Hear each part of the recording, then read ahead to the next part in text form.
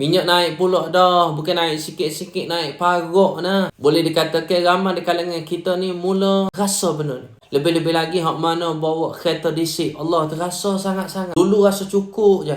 Tambah dengan lah ni pula. Tak lama lagi kak. Barang mula nak naik. Apabila barang mula nak naik kita pun jadi kuasa rabuk.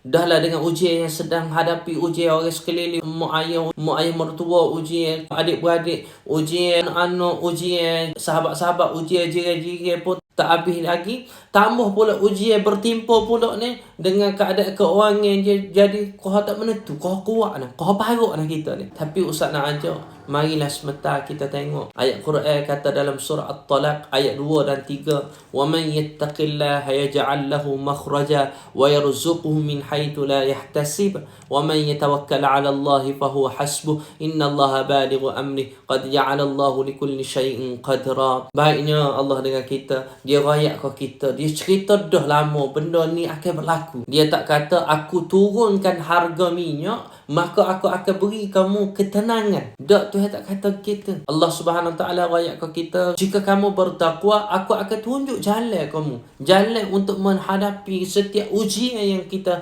sedang lalui. Ujian keluarga ke, ujian apa saja, tambah dengan ujian minyak tengah naik ni, maka Tuhan akan tunjuk jalan. Kau ni cara dia. Kau ni cara dia. Mu usaha kau ni. InsyaAllah ada jalannya. Allah tetap jaga kita.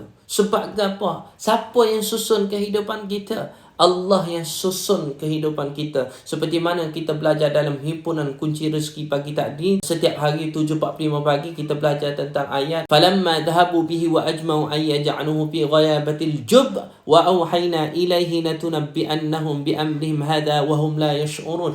Allah yang susun kehidupan kita. Pasti susunan Allah itu susunan yang terbaik, insya-Allah. Cuma kita ni duk fikir kita nak tubik jalan ni dengan cara kita ke, ataupun kita nak mula kembali kepada Allah, mula tengok Quran, mula kita jaga solat kita mula jaga agama kita mula jaga segala-galanya tentang Allah. Dalam keadaan kita nak balik kepada Allah ni, kita jaga banyak perkara ataupun macam mana?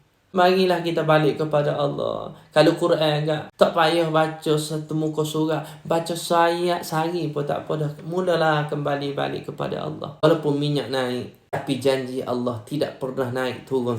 Janji Allah pasti.